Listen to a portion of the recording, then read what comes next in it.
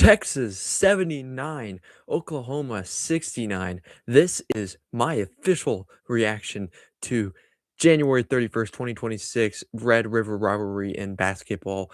And this is Random SEC. Please like, comment, and subscribe. We are doing great on all socials, and we appreciate your help there. But we're still trying to grow this YouTube thing, so a subscribe would be really, really helpful. Let's get into it. 79-69, your final score. Texas finally gets an unranked win. It's been a struggle for them to do that. They are currently 4-5 in conference play. 3 of those wins have been against ranked teams. This is their first one against an unranked team. 5 of those losses against unranked teams. So this is a Texas team, right? We know they can be good. They've beaten top teams. We know that they can be legit. They almost beat UConn. We've seen it time and time again that when this team is firing on all cylinders, it's one of the better teams in the SEC, but they struggled against unranked teams. And you go on the road to Oklahoma, you feel like this is the time to do it, and you do. And it didn't look pretty at times, but at the end of the day, you get it done. Huge, huge performance in the clutch by Dalen Swain. Now, he's got to be a guy who's one of the better players in the SEC, one of the best players in the SEC, to be honest. He just absolutely took over in the final minutes. Kendall Weaver, a guy that for me, he's the X factor for Texas. He is, maybe not the best player, maybe not the most talented, but he's kind of that guy like Billy Richmond for Arkansas or players for others. He's a spark plug. He gets in there. He gets the dirty balls. He gets all the 50-50 balls. And without him, you do not win this game, and you do not win a lot of games. If you're Texas, he's a guy you absolutely love to have. He's a guy that I love to watch play. Um, Simeon Simeon Wilcher had a good game as well. Matas Voikatades had a great game. And a guy that has shown up for Texas the last 2 games is Camden Hyde. He's been a guy that really just hasn't showed up at all. He hasn't really played a lot, but these last 2 games, he's been a very good player for Texas. And it felt like this was the one because the game before this on Tuesday or on Wednesday, you played at Auburn. Now, Auburn's a pretty good team. They're playing better. They're on a win streak, and they're really hard to beat at home. And you had that game. You had like what, a 13-point lead, and you let it blow by you, and you wave it off. It was maybe a disappointing loss, but it's not devastating. You come into this game with that being said, and you have to win this game now at Oklahoma, and that's exactly what you did. For Oklahoma, though, 1-7 in conference play. It's the same story again and again and again. You have a big lead on good teams and you let it go down. Like you can't finish games. That's as simple as it gets for Porter Moser and this OU squad.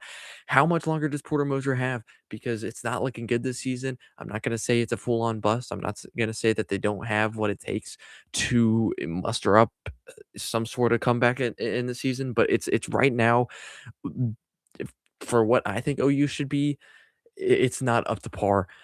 Like I went to the Oklahoma Arkansas game earlier this weekend. I looked up and I saw banners of Final Fours. Like this is a Oklahoma team that is very, very much underachieving. Nigel Pack has been great for them. Xavier Brown has been great for them.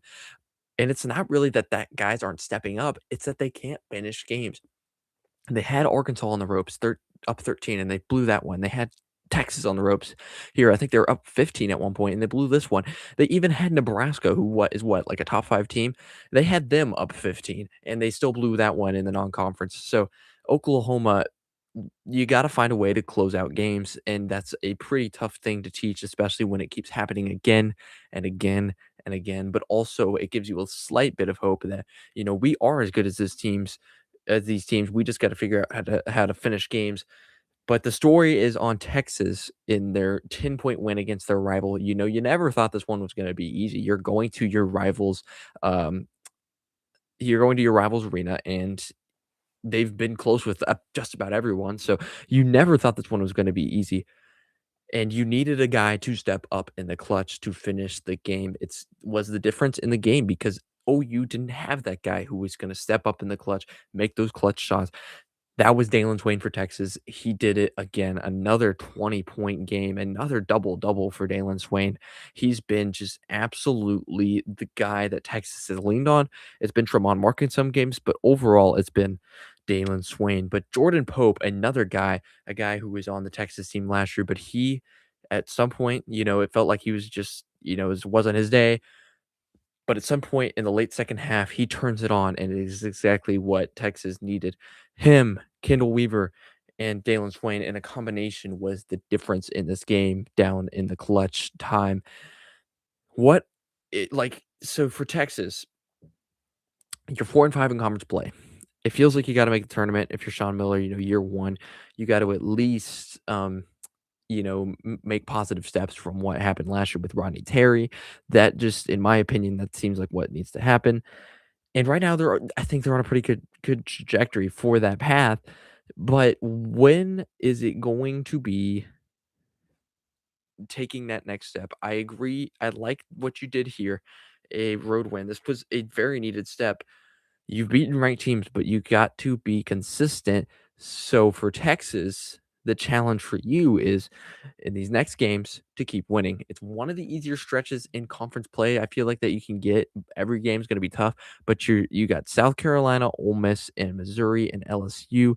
Those are 4 games that if you can go 4-0 in that stretch, then you're looking pretty, and then go into that final stretch that's going to be pretty tough.